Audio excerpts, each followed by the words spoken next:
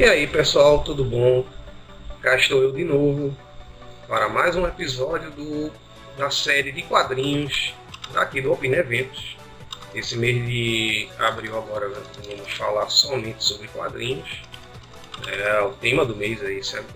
E não se esquece de dar aquele like, de se inscrever no canal e dar aquela badalada no sininho para não perder nenhum vídeo que o Opina Eventos lance aí no canal. Esse episódio de hoje nós vamos dar continuidade àquela linha de tempo que a gente começou no primeiro episódio. O primeiro episódio foi só um apanhado, né? Mais ou menos como é que vai ser, né, a pegada aí desses vídeos desse mês. A gente fez uma pequena linha de tempo, mas passando rapidamente, né, para vocês terem uma noção aí de como foi o começo. A partir desse episódio a gente vai pegar alguns períodos dessa linha de tempo, né? A gente vai pegar e dar aquela analisada em alguns períodos dessa linha de tempo. No episódio de hoje a gente vai começar a falar do começo do século XX, né?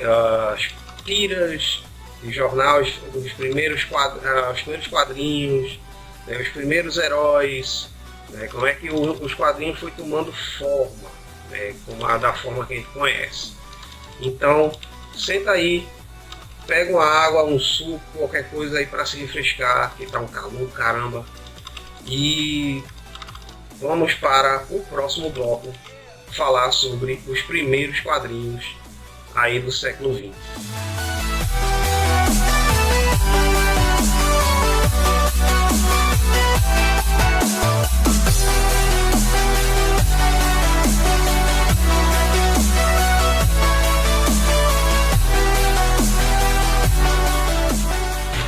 O próximo personagem que eu gostaria de falar com vocês, ele nasceu em 1936 pelas mãos do autor Lee Falk.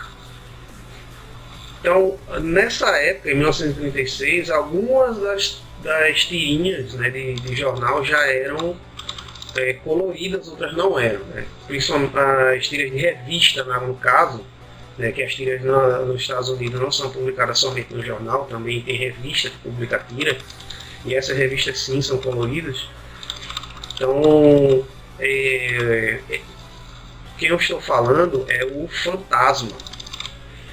Quem tem mais idade, já tem cabelo branco, feito eu já, né, já está chegando já numa certa idade, então sabe que personagem é esse. Mas você que é mais novinho, né, nasceu dos 2000 para cá, né, ele talvez não saiba quem é o Fantasma. Mas tá precisando, é o que? Um cara que é um fantasma mesmo? É um morto-vivo? O que é? Não, nada disso. O Fantasma ele é filho de um marinheiro inglês, né, o seu nome é Christopher Walker, né, não confundir com o ator Christopher Walken, por favor, são dois caras diferentes, né? O Christopher Walker é filho de um marinheiro inglês, né, que teve o seu navio atacado por piratas. Então, no meio da confusão lá, quebra-pau do caramba, espadada pra lá, espadada pra cá, né, o pirata lá matou o pai do Christopher Walker. Mas como o navio acabou pegando fogo, né, e muito pirata morreu e tudo mais, né, o Christopher acabou caindo no mar e foi parar numa ilha deserta lá, né? Ou ao menos ele pensava que era deserto. Então ele acabou encontrando o pirata que matou o pai dele. Mas o pirata não estava muito bem das pernas não, ele estava já nas últimas mesmo, né? Quase morreu afogado, mas chegou na praia, mas já nas últimas, não estava ferido e acabou não resistindo. Então o Christopher pegou, né, o crânio do pirata e fez um juramento de que enquanto ele vivesse, enquanto o nome Walker permanecesse, a tirania, a pirataria não seria mais permitida no mundo. Ele iria combatê-la de todas as formas possíveis. Então, daí em diante nasceu o fantasma. O Christopher, sendo ajudado por alguns nativos, né, da ilha, depois descobre que essa ilha é próxima da costa da África, né? Então o Christopher é ajudado por alguns nativos, eles fazem a roupa, né, do fantasma, a roupa roxa do fantasma, e nas proximidades ali da ilha, assim, todos os navios piratas eram combatidos pelo fantasma. E onde ele encontrasse que fosse esconderijo de pirata ali nas ilhas próximas, ele também ia lá e combatia. Então, enquanto Christopher Walker, né, fosse vivo, né, todos iriam saber, todos que fossem piratas iriam saber que iriam estar sob, né, a vigilância do fantasma, né, ao menos naquela região ali. Conforme o tempo vai passando, os descendentes do Christopher vão dando continuidade à lenda, né? Então, nesse contexto, cunhou-se a história de que o fantasma não morria, né? O fantasma era imortal, porque na verdade era passado de pai para filho, de pai para filho, de pai para filho. Né? Nesse contexto aí, o fantasma de fato, né, não morre. O nome fantasma não morre, mas a pessoa dentro da roupa do fantasma, essa sim, envelhecia, morria e tudo mais, mas só que era passado o legado. E qual a importância do fantasma para os quadrinhos?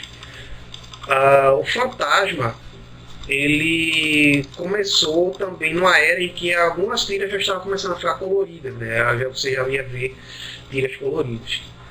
E o personagem foi muito bem sucedido no Brasil. Continuando, depois de ter sido brutalmente interrompido por minha mãe. Sim, eu estou gravando de casa, porque não estamos nos reunindo nos estúdios para gravar, né? Então, como é dizer, a importância do fantasma para os quadrinhos, principalmente aqui no Brasil, é que ele fez muito sucesso, assim, o espelho de Tarzan, né? Os fantasmas fez muito sucesso e virou uma coletânea em quadrinho mesmo, revista mesmo, né? Não tem uma data exata de quando o fantasma virou revista, né? Mas ele foi publicado em quadrinhos por volta de 1940, né? Mais ou menos nessa época ele começou a virar quadrinho também, né? E em 1999, né, veio a falecer o autor de Fantasma, o Lee Falk. Ele continuou trabalhando, escrevendo as histórias do Fantasma até essa data, certo? Então, ou seja, ele passou toda a sua vida escrevendo as histórias do seu personagem, certo? O autor Lee Falk não é somente autor do Fantasma, ele também é autor do Mandrake, né? O Mágico Mandrake, né? Mas caramba, tá, você não sei nem quem é esse cara, beleza? Você mais novinho realmente não sabe quem é o Mandrake. Os mais antigos, né, sabem. Se você está habituado aí com o Doutor Estranho, né, e ter assistido os filmes do Doutor Estranho no cinema e tê-lo visto em Vingadores, né, achando que ele é o mago mais poderoso que existe, né, então saiba que antes dele, e por causa desse personagem que o Doutor Estranho veio a surgir, né, o Mágico Mandrake era o mago mais poderoso que existia, né, e era mago mesmo. Ele tinha aquela, né, aparência de mágico né, de palco, assim, né, de mágico de circo, né, mas ele é um mágico mesmo, né. Então é o mestre das ilusões, certo? Então, mas vamos dar continuidade do que a gente estava falando. Vamos para o próximo personagem.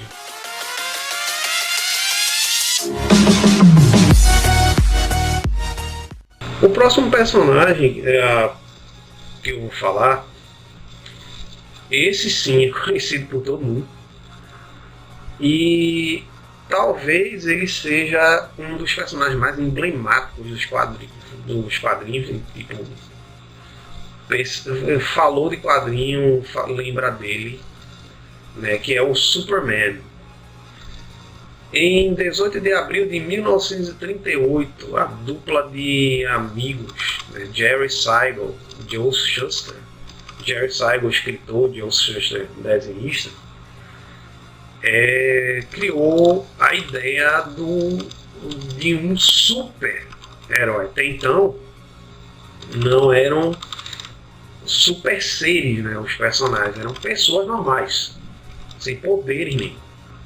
A exceção talvez do Mandrake, né, que é um mago mesmo, ele domina magia, mas tipo, ainda é um humano, né, com alguma capacidade extraordinária. O Superman não, o Superman realmente é um super humano, né, a ideia do personagem ser realmente super, infalível, né, não erra nunca, sempre irá sobressair. Então, se você acha que o Superman já começou lá, né, bonitão e tal, com, né, músculos definidos e tudo mais, roupa azul, vermelha, né, com S no peito e tal, não. O Superman não começou desse jeito.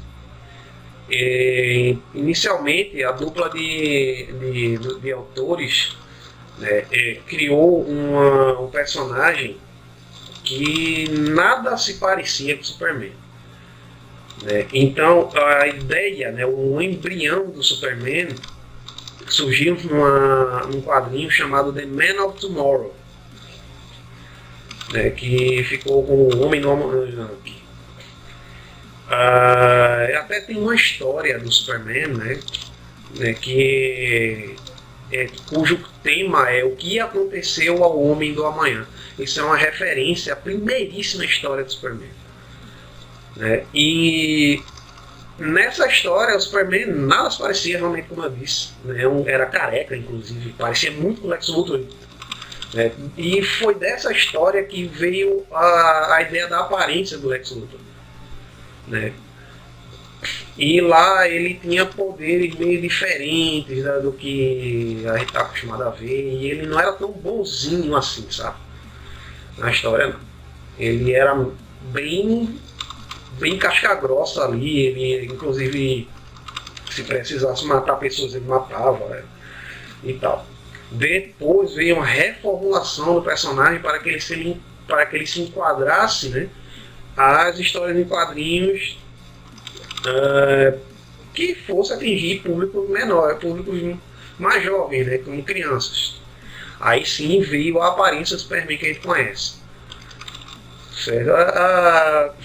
A importância desse personagem, né, para os quadrinhos é que ele veio a massificar, né, as revistas em quadrinhos. Na época, as revistas em quadrinhos eram em preto e branco, com raras, né, ocasiões serem coloridas, mas as revistas em quadrinhos eram preto e brancas, né? Então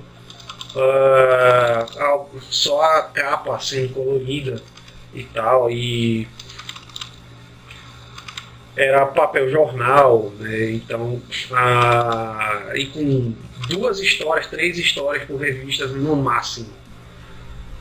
Então o Superman ele começou a mudar um pouco isso aí, né? Passou a ter revistas que tinha boa parte das suas páginas dedicada ao personagem, e era um personagem, né, fixo com um inimigo, né, fixo, muito embora Lex Luthor tenha aparecido um certo tempo depois, né, na história do Superman, né? O Superman enfrentava diversos inimigos diferentes, né? Então na revista Action Comics número 1, né, foi a estreia do Superman. O cara já estreou, né, já no topo mesmo, já com uma revista número 1 que tem ele na capa, Né? Não é para menos que hoje em dia uma edição da Action Comics número 1, de 1938, né, vale milhões de dólares. Se você for tentar arrematar num leilão por aí, uma autêntica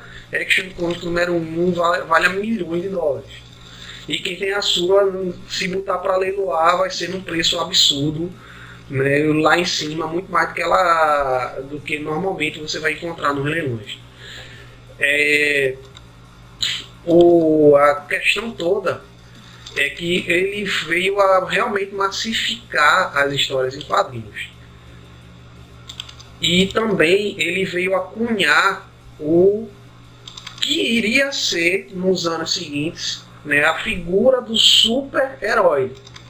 A figura do herói já se tinha, né, que é o caso dos que eu citei antes, né, que é Tarzan, Fantasma, Mandrake e tal. E a partir dele ele veio trazer a figura do super-herói, uma pessoa com superpoderes, que veste um traje característico, né, e cunhar, claro, também a mítica da cueca por fora da calça. Mas por que isso, tá? Porque esses caras botavam um calção fora da calça? Porque eles foram idealizados pela figura do homem forte do circo, né, que é um cara que ele usava, né, um calção, né, que os americanos chamam de briefs, certo? Por fora da calça, por causa do peso que eles levantam. Então ali aquele calção ele é mais apertado para que o homem forte, quando fosse levantar um peso muito grande, ele não acabasse prejudicando os testículos. Hoje em dia, os levantadores de peso, você observar, você parar um pouquinho para observar, vai estar aparecendo uma imagem aí de um halterofilista, né, levantando aqueles halteres gigantes lá nas competições de halterofilismo.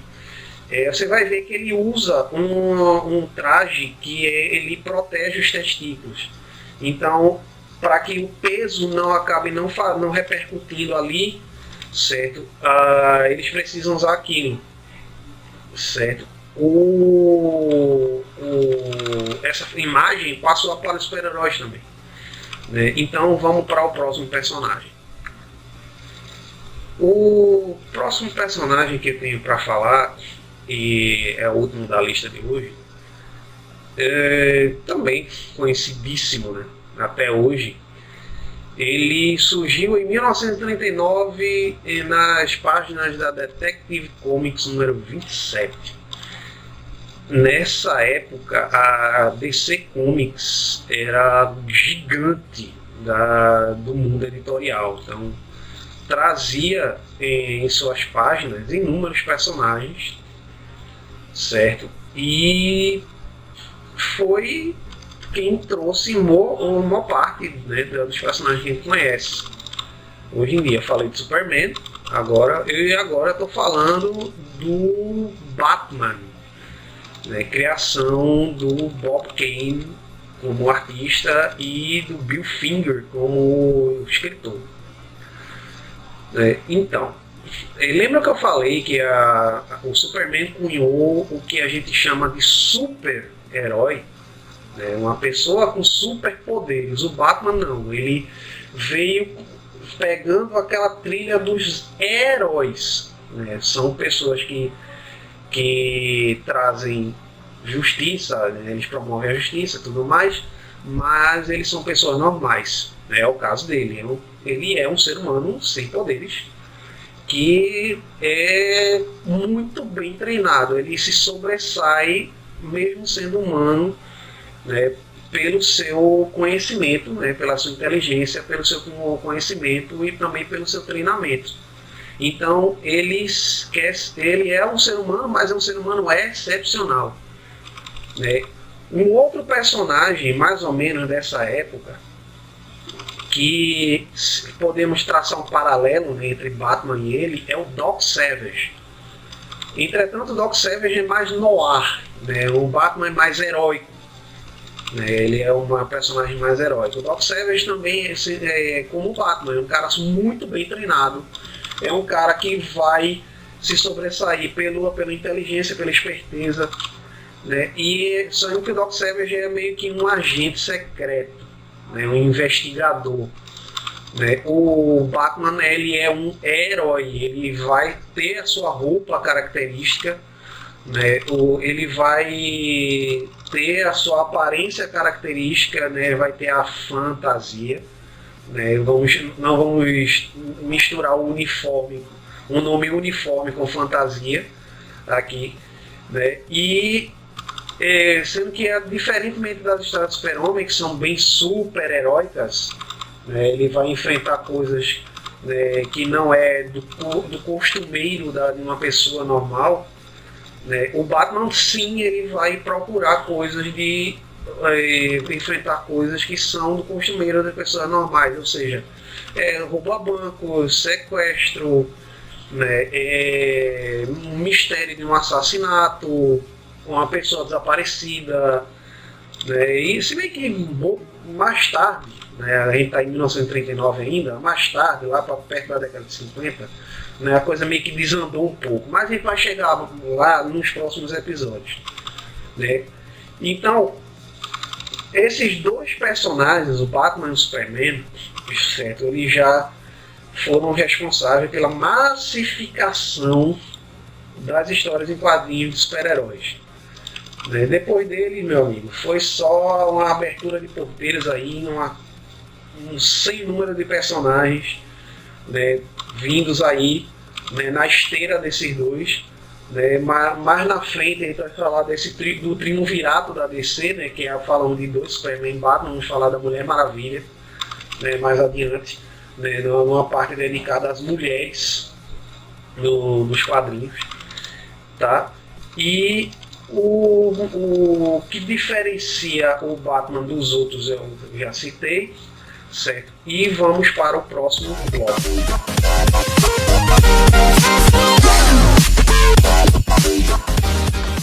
E é isso aí, chegamos ao final de mais um episódio. Espero que vocês tenham gostado. A gente está fazendo essa linha de tempo para que dê para vocês entenderem a trajetória das histórias de quadrinhos até chegar no dia de hoje. Tá? Então, permanece com a gente.